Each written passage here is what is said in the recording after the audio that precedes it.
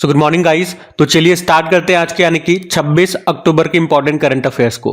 तो इस प्रश्न में आपसे पूछ रहे हैं अभी हाल ही में रानी रामपाल ने संन्यास की घोषणा कर दी है, उनका संबंध किस खेल से है? आप सभी को पता है, इसका उत्तर होगा हॉकी। तो भारतीय महिला हॉकी टीम की पूर्व कप्तान रही रानी रामपाल ने अभी संन्यास की घोषणा कर दी है। वे भारतीय हॉकी की रानी के नाम से भी प्रसिद्ध है। उन्होंने 254 अंतरराष्ट्रीय मैच खेले और 120 गोल दागे हैं। वे वैसे हरियाणा राज्य से बिलोंग करती हैं। उन्हें सन 2020 में मेजर ध्यानचंद खेल रत्न पुरस्कार भी मिल चुका है और 2020 में ही भारत का चौथा सर्वोच्च नागरिक सम्मान पद्मश्री भी उनको मिल चुका है। और उसके अलावा एक और पॉइंट ध्यान रखना कि हॉकी इंडिया ने रानी रामपाल की जर्सी नंबर 28 को भी रिटायर कर दिया है। और अगर आपको याद हो तो रानी रामपाल के नाम पे एक हॉकी स्टेडियम का नाम रखा गया था। रायबरेली हॉकी स्टेडियम का नाम रानी रामपाल के नाम पे रखा गया था। अब यहाँ पे कुछ और भारतीय खिलाड़ियों के नाम मैं आपको बता रहा हूँ जिन्होंने इसी साल अपने अपने खेलों से रिटायरमेंट ले लिया। जैसे क्रिकेट में आप बात करोगे तो 3 खिलाड़ी हमने देखे, शिखर धवन, दिनेश कार्तिक और केदार जाधव। इन्होंने अभी संपूर्ण रूप से क्रिकेट से संन्यास ले लिया। बैडमिंटन में बी साई प्रणीत, टेनिस में रोहन बोपन्ना और फुटबॉल प्लेयर है सुनील छेत्री। उन्होंने हॉकी में PR श्रीजेश ले चुके हैं। अच्छा आप मुझे बताओ, हॉकी इंडिया ने इनकी जो जर्सी नंबर है वो क्या है जिसको अभी रिटायर कर दिया? जर्सी नंबर को रिटायर करने का, जैसे अभी हमने आज देखा ना, रानी रामपाल की जर्सी नंबर 28 को भी रिटायर कर दिया गया। तो जर्सी नंबर को रिटायर करने का मतलब ये हो गया अब किसी भी नए खिलाड़ी को इनका जो जर्सी नंबर था वो नहीं दिया जाएगा, ये मतलब हो गया। बाकी विनेश फोगाट, रेसलिंग से इनका संबंध है, और जिम्नास्ट दीपा कर्माकर, इन्होंने भी अपने अपने खेलों से रिटायरमेंट ले लिया। ये ध्यान में रखना। अगला प्रश्न देखते हैं। तो अगले में पूछ रहे हैं अभी अंतर्राष्ट्रीय गीता महोत्सव 2024 का आयोजन ये कहाँ पे किया जाएगा? तो आंसर होगा कुरुक्षेत्र में। यहाँ पे हम बात कर रहे हैं अंतर्राष्ट्रीय गीता महोत्सव 2024 की। ये 28 नवंबर को शुरू होगा और 15 दिसंबर 2024 तक चलेगा। कहाँ पे? हरियाणा के कुरुक्षेत्र में। कुरुक्षेत्र जहाँ भगवान श्री कृष्ण ने अर्जुन को भगवत गीता का उपदेश दिया था। तो हर साल एक सहयोगी देश के रूप में भी यहाँ पे चुना जाता है ताकि गीता का ये संदेश अंतर्राष्ट्रीय दर्शकों तक पहुंचाया जा सके। तो 2024 में जो सहयोगी देश है वो चुना गया है तंजानिया को। तंजानिया ये अफ्रीकी देश है। आपको याद होगा अफ्रीका की जो सबसे ऊंची पर्वत चोटी है माउंट किलीमंजारो, वो तंजानिया में ही स्थित है। और तंजानिया आपको क्यों याद होगा? क्योंकि IIT मद्रास ने अपना जो पहला ऑफशोर कैंपस है, मतलब भारत के बाहर जो अपना पहला कैंपस है वो तंजानिया में ही खोला था, जिसकी पहली महिला डायरेक्टर बन रही थी प्रीति अगलायम। याद है आपको? ये वही तंजानिया है। अच्छा, हरियाणा में ही सूरजकुंड अंतरराष्ट्रीय शिल्प मेला का भी आयोजन होता है, हरियाणा के फरीदाबाद में, यो भी याद रखना। बाकी चलो कुछ फेयर एंड फेस्टिवल्स महोत्सव में आपको रिवाइज कराता हूँ। जैसे कि अभी पहला अंतरराष्ट्रीय सौर महोत्सव का आयोजन ये हुआ था नई दिल्ली में। इंटरनेशनल सोलर अलायंस ने इसका आयोजन किया था इसी साल। ये 2024 वाले ही है। उत्तर पूर्वी राज्यों पर केंद्रित पहला भारतीय कला महोत्सव का आयोजन ये सिकंदराबाद तेलंगाना में हुआ, जिसका उद्घाटन प्रेसिडेंट द्रौपदी मुर्मू ने किया था। 50वां उस्ताद अलाउद्दीन खां महोत्सव 2024 जो कि एक संगीत महोत्सव है, ये हुआ मध्य प्रदेश के मैहर में। जल जागर महोत्सव छत्तीसगढ़ में हुआ। कर्मा पूजा फेस्टिवल ये मनाया गया था झारखंड में। अलाई बलाई महोत्सव हमने तेलंगाना में देखा। लामलाई महोत्सव मणिपुर में। कटी बिहू महोत्सव असम में। फ्लाइंग फेस्टिवल हिमाचल प्रदेश में। और मेरा हो चोंगबा महोत्सव ये मणिपुर में मनाया गया था। तो ये 10 इंपॉर्टेंट महोत्सव हमने और रिवाइज करे, ध्यान में रखिएगा। अगला प्रश्न देखते हैं। तो अगले में देख रहे हैं कि अभी हाल ही में दलित उप कोटा लागू करने वाला पहला राज्य कौन सा बन गया है? तो आंसर होगा हरियाणा। तो हरियाणा ये दलित समुदाय के लिए उप कोटा लागू करने वाला पहला राज्य बन गया है, जिसमें अनुसूचित जातियों यानी कि शेड्यूल्ड कास्ट का उप वर्गीकरण किया गया है। तो हरियाणा के इस फैसले का उद्देश्य है वंचित अनुसूचित जातियों के रोजगार क्षेत्रों में कम प्रतिनिधित्व को सुधारना, और इसके तहत सरकारी नौकरियों और शिक्षा में अनुसूचित जातियों के लिए 20% आरक्षण निर्धारित किया गया है। अब बात यहाँ पे हरियाणा की हुई है तो मैं आपको ले चलूंगा हरियाणा, लेकिन उससे पहले एक होमवर्क प्रश्न आपको दे रहा हूँ कि अभी जातीय आधार पर जनगणना शुरू करने वाला तीसरा राज्य कौन सा बना था? पहला बिहार था, दूसरा आंध्र प्रदेश था, अभी तीसरा कौन सा बन गया है ये आपको उत्तर देना है। बाकी बात हरियाणा की थी यहाँ पे, तो ये रहा मैप में हरियाणा। तो यहाँ की कैपिटल चंडीगढ़ होती है। फिर से मुख्यमंत्री बन गए नायब सैनी, और गवर्नर कौन है? बंडारू दत्तात्रेय। यहाँ का स्टेट एनिमल ब्लैक बग है, स्टेट बर्ड है ब्लैक फ्रैंकोलिन, और स्टेट फ्लावर है लोटस और स्टेट ट्री है पीपल का। कुछ करंट अफेयर्स की यहाँ की बात करें तो हड़प्पा संस्कृति का सबसे बड़ा संग्रहालय ये बन रहा है हरियाणा के राखीगढ़ी में। अंतर्राष्ट्रीय सूरज कुंड मेला हर बार ये फरीदाबाद हरियाणा में ही होता है। भारत का पहला संविधान संग्रहालय ये हरियाणा में बना है, वहां पे जो ओपी जिंदल यूनिवर्सिटी है उसके परिसर में। हर घर हर गृहिणी योजना यहाँ पे शुरू हुई थी। पहली बार ग्लोबल वुमेन्स कबड्डी लीग 2024 का आयोजन ये हुआ था हरियाणा में। आईटी सक्षम युवा योजना यहाँ पे शुरू हुई। ब्रिटेन का साउथहैम्पटन विश्वविद्यालय अपना परिसर कहाँ पे स्थापित किया, गुरुग्राम हरियाणा में। भारत का पहला चिकित्सा संस्थागत संग्रहालय आपको मिलेगा चंडीगढ़ में। एशिया की पहली स्वास्थ्य अनुसंधान प्री क्लिनिकल नेटवर्क सुविधा का उद्घाटन फरीदाबाद में हुआ था। पहला वैश्विक महिला कबड्डी लीग कहाँ पे शुरू हुआ था? अच्छा, ये ऊपर वाला ये जो हमने पढ़ लिया हरियाणा इसका आंसर होगा, तो ध्यान में रखना। ये अगला प्रश्न देखते हैं। तो अगले में पूछ रहे हाल ही में किसे जामिया मिलिया इस्लामिया यूनिवर्सिटी का कुलपति यानी कि वाइस चांसलर नियुक्त किया गया है? तो आंसर होगा प्रोफेसर मजहर आसिफ को। तो अभी राष्ट्रपति द्रौपदी मुर्मू जी ने जवाहरलाल नेहरू यूनिवर्सिटी के जो प्रोफेसर है मजहर आसिफ, उनको जामिया मिलिया इस्लामिया यूनिवर्सिटी का कुलपति यानी कि वाइस चांसलर नियुक्त किया गया है और इस तरह से वे वहां के 16वें नंबर के कुलपति बने हैं। वे वर्तमान में मैंने आपको बताया जवाहरलाल नेहरू यूनिवर्सिटी के स्कूल ऑफ लैंग्वेज में प्रोफेसर है। अच्छा, वे यहाँ पे किनका स्थान लेंगे? नजमा अख्तर का स्थान लेंगे जो इस पद पर पहली महिला वाइस चांसलर बनी थी। तो प्रोफेसर मजहर आसिफ का नाम याद रखना। एक ये नाम आपने जरूर सुना होगा, नईमा खातून का नाम इसी साल पढ़ा था हमने। अलीगढ़ मुस्लिम यूनिवर्सिटी की पहली महिला वाइस चांसलर बनी थी, कुलपति बनी थी। और विजया किशोर रहाटकर राष्ट्रीय महिला आयोग की अध्यक्ष बनी। और आरती सरीन यादव सशस्त्र बल चिकित्सा सेवा की पहली महिला डायरेक्टर जनरल बनी थी। तो ये नाम भी ध्यान में रखना। अगला प्रश्न देखते हैं। तो अगले प्रश्न में पूछ रहे कि 55वें international film festival of India में फोकस कंट्री कौन बना है? तो आंसर होगा ऑस्ट्रेलिया। तो भारतीय अंतर्राष्ट्रीय film festival international film festival of India 2024 में इसका ये 55वां एडिशन है। कहाँ पे हुआ? पणजी गोवा में हुआ। 20 से लेकर 28 नवंबर 2024 तक हुआ और इसमें फोकस कंट्री ये ऑस्ट्रेलिया रहा। आयोजन कौन करता है? सूचना प्रसारण मंत्रालय, जिसके मंत्री कौन है? अश्विनी वैष्णव है। तो ये पॉइंट आप ध्यान रखिएगा। अच्छा, आपको याद होगा अभी जो हॉर्नबिल फेस्टिवल मनाया जाता है कहाँ पे? नागालैंड में 1 दिसंबर को मनाया जाता है और इस बार इसमें पार्टनर कंट्री कौन बना है ये पढ़ा था हमने। तो आंसर होगा वेल्स। हॉर्नबिल फेस्टिवल जिसे त्योहारों का त्योहार भी कहा जाता है। अच्छा, बात यहाँ पे ऑस्ट्रेलिया की है तो मैं आपको ऑस्ट्रेलिया ले चलता हूँ। ये रहा मैप में ऑस्ट्रेलिया। इसकी कैपिटल कैनबेरा होती है, करेंसी ऑस्ट्रेलियन डॉलर और प्रधानमंत्री है एंथनी एल्बनीज। ऑस्ट्रेलिया ये आप कहोगे सबसे छोटा महाद्वीप है जिसे प्यासी भूमि का देश भी कहते हैं और यहाँ की सबसे लंबी पर्वतमाला ग्रेट डिवाइडिंग रेंज कही जाती है। विश्व का सबसे बड़ा प्रवाल भित्ति ग्रेट बैरियर रीफ यहीं पर स्थित है। यहाँ के घास के मैदान को डाउन्स घास के मैदान कहा जाता है। गिब्सन मरुस्थल आपको यहीं पे मिलेगा।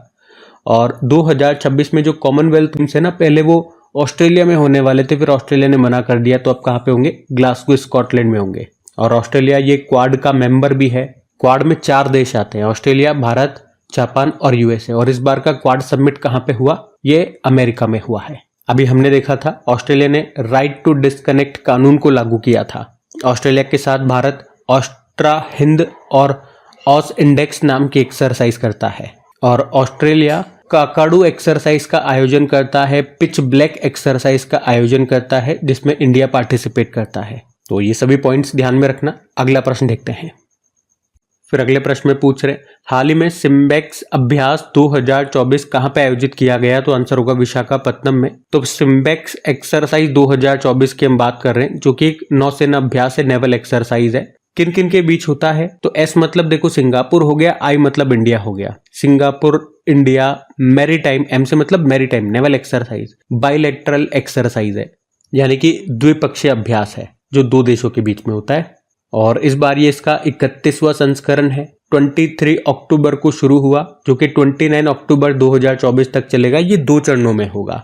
जिसका पहला चरण है ये विशाखापत्तनम में होगा जो बंदरगाह चरण है और दूसरा जो समुद्री चरण है वो बंगाल की खाड़ी में होगा। और इस अभ्यास का उद्घाटन समारोह ये INS शिवालिक पर हुआ। और ये जो सिम्बेक्स एक्सरसाइज है ना, ये वैसे शुरू हुआ था 1994 में इन दोनों के बीच में, लेकिन तब इसे लायन किंग अभ्यास कहा जाता था। तो इतने पॉइंट्स याद रखना। सिंपल सा जो प्रश्न था हमारा था सिम्बेक्स अभ्यास, ये किन किन के बीच में होता है, एक तो ये याद रखना सिंगापुर और भारत के बीच में, और इस बार कहाँ पे हुआ, विशाखापत्तनम में।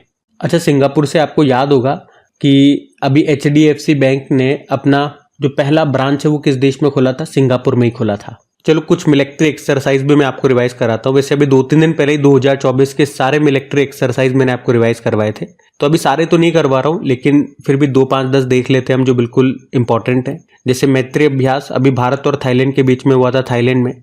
उदार शक्ति भारत और मलेशिया के बीच में हुआ, मलेशिया में। मित्र शक्ति भारत श्रीलंका के बीच में हुआ, श्रीलंका में। पर्वत प्रहार अभ्यास भारतीय सेना ने आयोजन किया था लद्दाख में, ये प्रश्न एग्जाम में आया था। खान क्वेस्ट अभ्यास ये बहुपक्षीय अभ्यास है, मल्टीलैटरल एक्सरसाइज है, भारत ने भी हिस्सा लिया था, मंगोलिया में हुआ। वरुण अभ्यास भारत फ्रांस के बीच में हुआ, भूमध्य सागर में। युद्ध अभ्यास भारत अमेरिका के बीच में हुआ, राजस्थान में। अल नगा अभ्यास भारत और ओमान के बीच में हुआ, ओमान में। ईस्टर्न ब्रिज एक्सरसाइज ये भी भारत ओमान के बीच में हुआ, ओमान में। नसीम अल बहर ये भी भारत और ओमान के बीच में हुआ, ओमान में, गोवा में हुआ ये। तो ये तीनों एक्सरसाइज याद रखना, हम ओमान के साथ करते हैं। जो अल नगा है वो एक आर्मी एक्सरसाइज है, ईस्टर्न ब्रिज वायुसैन्य अभ्यास है, और नसीम अल बहर ये नौसैन्य अभ्यास है। ठीक है, तो ये ध्यान में रखना। अगला प्रश्न देखते हैं। तो अगले में क्या पूछ रहे हैं कि अभी हाल ही में T20 में सबसे बड़े स्कोर का वर्ल्ड रिकॉर्ड किसने बनाया, तो आंसर होगा जिम्बाब्वे। तो अभी जिम्बाब्वे ने गाम्बिया के खिलाफ 20 ओवर में 4 विकेट पर 344 रन का स्कोर बना दिया, और इनके बीच में ये मैच हुआ कहां पे था, नैरोबी केन्या में। ये T20 इंटरनेशनल मैच में किसी भी टीम का सबसे बड़ा स्कोर है। इससे पहले जो या पिछला रिकॉर्ड था वो नेपाल के नाम था, उसने मंगोलिया के खिलाफ 314 रन बनाए थे। और यहाँ पे जिम्बाब्वे टीम के कप्तान कौन रहे, सिकंदर रजा। इस मैच में कई सारे रिकॉर्ड बने थे, जैसे कि सबसे बड़ा स्कोर हमने देखा, सबसे बड़ी रनों से जीत यहाँ पे हुई, सर्वाधिक छक्के यहाँ पे लगे, सर्वाधिक चौके यहाँ पे लगे। और मैं आपको बता दूं T20 इंटरनेशनल में तीसरा सबसे जो हाईएस्ट स्कोर है वो भारत का है। पहला तो हमने देख लिया जिम्बाब्वे, कितना रहा 344। इससे पिछला रिकॉर्ड किसका था, या यूं कहूं कि दूसरा हाईएस्ट स्कोर अगर बात करोगे तो वो नेपाल का रहा 314, और तीसरे नंबर पे भारत है 297 हमारा स्कोर है।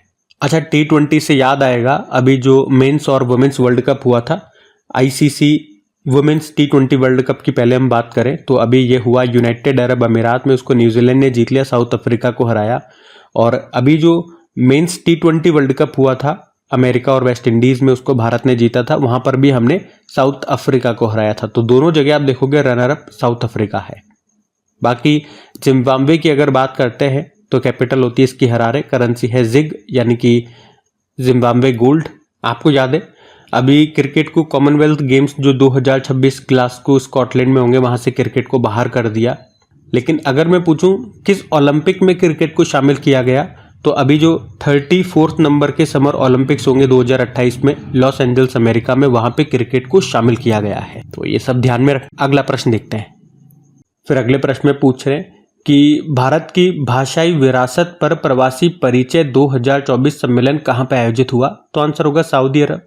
तो अभी सऊदी अरब में भारत की भाषाई विरासत पर प्रवासी परिचय 2024 सम्मेलन का आयोजन किया गया। कहाँ पे, सऊदी अरब की कैपिटल रियाद में। और इसका उद्घाटन किया सऊदी अरब में जो भारत के राजदूत है, एम्बेसडर है, डॉक्टर सुहेल अजाज खान ने। थीम क्या रही, भारत की शास्त्रीय भाषाएं। आपको पता है अभी हमारी जो क्लासिकल लैंग्वेज है वो 6 से बढ़कर के 11 हो चुकी हैं। पहले 6 कौन कौन सी थी, तमिल, संस्कृत, तेलुगु, कन्नड़, मलयालम और उड़िया। तो पहली वाली जो तमिल बनी थी वो कब बनी थी, ये याद रखना, ईयर याद रखना 2004 में। जो आखिरी बनी थी उड़िया वो 2014 में बनी थी। और इस साल 5 नई शामिल हो चुकी है। कौन कौन सी, पाली, प्राकृत, असमिया, बंगाली और मराठी। आपको पता है प्रवासी भारतीय दिवस 2025 का आयोजन कहाँ पे होगा, पढ़ा था अभी हमने, भुवनेश्वर में होगा। प्रवासी भारतीय दिवस 9 जनवरी को मनाया जाता है। अगर पूछूं ज्ञानपीठ पुरस्कार कितनी भाषाओं में दिया जाता है, तो 23 भाषाओं में। 22 तो 8वीं अनुसूची वाली हो गई और एक अंग्रेजी हो गई। उसी तरह से साहित्य अकादमी पुरस्कार पूछोगे तो वो कितनी भाषाओं में, वो 24 भाषाओं में दिया जाता है। 22 तो 8वीं अनुसूची की 22 हो गई, और एक अंग्रेजी हो गई और एक राजस्थानी हो गई। अच्छा, संविधान की 8वीं अनुसूची में कितनी भाषाएं हैं, सबको पता है 22 है, लेकिन मूल संविधान में कितनी थी, 14 थी। बाद में 8 शामिल हुई थी। कौन कौन सी शामिल हुई थी, तो एक तो सिंधी शामिल हुई थी 21वें संविधान संशोधन के तहत, फिर नेपाली मणिपुरी कोंकणी 71वें संविधान संशोधन के तहत, और बोडो डोंगरी संथाली और मैथाली 92वें संविधान संशोधन के तहत। वैसे बात यहाँ पे सऊदी अरब की हुई है, तो मैं आपको ले चलता हूँ सऊदी अरब। ये रहा मैप में सऊदी अरब। देखो सऊदी अरब की कैपिटल रियाद होती है, यहाँ की करेंसी है सऊदी रियाल। आपको याद होगा सऊदी अरब की पहली लग्जरी ट्रेन चली थी, उसका नाम ड्रीम ऑफ द डेजर्ट है। और ब्रिक्स में जो 5 नए देश शामिल हुए उसमें सऊदी अरब भी एक देश है, बाकी इजिप्ट, यूएई, ईरान, इथोपिया है। अर्जेंटीना ने मना ही कर दिया था। और अभी भारत और सऊदी अरब के बीच में पहला एक्सरसाइज हुआ था जिसका नाम सदा तनसीक अभ्यास है। आप लोग बताओ ये हुआ कहाँ पे था? ये हुआ कहाँ पे था ये आपको बताना है। पहली बार हुआ था ये, तो इम्पोर्टेंट रहेगा। उसके अलावा फीफा वर्ल्ड कप जो 2034 वाले होंगे वो सऊदी अरब में ही होंगे, और 2034 में ही एशियन गेम्स को भी होस्ट कर रहा है सऊदी अरब। उसके अलावा पहले ओलंपिक ई स्पोर्ट्स गेम्स ये 2025 में होंगे सऊदी अरब में ही। स्पेस मिशन पर जाने वाली सऊदी अरब की पहली महिला बनी थी रियाना बरनवी उनका नाम है। और पहली भारत और खाड़ी सहयोग परिषद के विदेश मंत्रियों की अभी पहली बार बैठक हुई थी सऊदी अरब की कैपिटल रियाद में। तो ये पॉइंट्स भी ध्यान रखना। अगला प्रश्न देखते हैं। तो अगले में पूछ रहे हैं हाल ही में किसे स्वीडन में भारतीय राजदूत नियुक्त किया गया? तो आंसर होगा डॉक्टर नीना मल्होत्रा को। तो अभी भारत सरकार ने डॉक्टर नीना मल्होत्रा को स्वीडन में भारतीय राजदूत के रूप में नियुक्त किया है, यह याद रखना है। बाकी ऑप्शन में देखो एक बार, Abhyuday Jindal Indian chamber of commerce के नए अध्यक्ष बने थे, एस परमेश भारतीय तटरक्षक बल के 26वें डायरेक्टर जनरल बने, और Manoj Kumar Dubey Indian railway finance corporation IRFC के नए MD/CO बने थे। बात स्वीडन की है। यहाँ पे स्वीडन आप जानते हो कैपिटल इसकी होती है स्टॉकहोम, करेंसी है स्वीडिश क्रोना, प्रधानमंत्री है उल्फ क्रिस्टर्सन। तो ये ध्यान में रखना। अगला प्रश्न देखते हैं। बाकी अगले में पूछ रहे कि 16वें ब्रिक्स समिट में कितने नए देशों को पार्टनर देशों के रूप में शामिल किया गया? तो आंसर होगा 13। तो ब्रिक्स समिट आपको पता है 2024 में इसका ये 16वां संस्करण था जो कि रशिया में हुआ, रशिया के कजान में हुआ। अभी प्रधानमंत्री नरेंद्र मोदी ने भी यहाँ पे हिस्सा लिया था। और समिट के दौरान 13 देशों को पार्टनर कंट्री के रूप में ब्रिक्स में शामिल किया गया है। इन 13 में Algeria, Malaysia, Indonesia, Kazakhstan, Nigeria, तुर्की, उज्बेकिस्तान सहित 6 और मुस्लिम देश शामिल हैं। पर पाकिस्तान को इसमें जगह नहीं मिली। उसने आवेदन तो किया था शामिल होने के लिए, लेकिन उसको जगह नहीं मिली है। और आपको याद है ही सही, इस साल 1 जनवरी 2024 को ब्रिक्स में 5 नए देश शामिल हुए थे, सऊदी अरब, यूएई, ईरान, इजिप्ट और इथोपिया। और इसके बाद इसे ब्रिक्स प्लस के नाम से जाना जाता है। अच्छा, इस बार ये जो ब्रिक्स समिट हुई रशिया में, इसकी थीम भी है strengthening multilateralism for fair global development and security. और अगले साल जो ब्रिक्स समिट होगी 17वां एडिशन होगा, वो कहाँ पे होगा? ब्राजील में होगा। ब्रिक्स में आपको पता है साउथ अफ्रीका कब शामिल हुआ था? 2010 में शामिल हुआ था। और इसकी पहली जो बैठक हुई थी 2009 में हुई थी रशिया के येकिंतबर्ग में।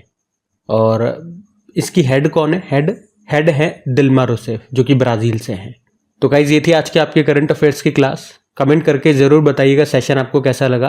अच्छा लगा तो प्लीज वीडियो को लाइक जरूर कीजिएगा। एक बार दोस्तों के साथ में स्टडी ग्रुप में शेयर जरूर कर देना। बाकी इनकी PDF, इनकी क्विज आपको मिल जाएगी आपके करियर के एग्जाम एप्लीकेशन में, जिसका लिंक आपको नीचे डिस्क्रिप्शन बॉक्स में मिल जाएगा। बाकी चलो अभी कल के करंट अफेयर्स का भी मैं आपको एक बार क्विक रिविजन करा दूं, फिर हम सेशन एंड करते हैं। तो पहला प्रश्न आपसे पूछा था एशियन डेवलपमेंट बैंक का 69 नंबर का सदस्य देश कौन सा बना? तो इजराइल बना। फिर पूछा भारत का नवीनतम बंदरगाह गैलेथिया खाड़ी का इंटरनेशनल कंटेनर ट्रांसशिपमेंट पोर्ट ये कहाँ पे स्थापित किया जाएगा? ग्रेट निकोबार द्वीप। और हीरो महिला इंडियन गोल्फ ओपन टूर्नामेंट ये कहाँ पे शुरू हुआ? गुरुग्राम।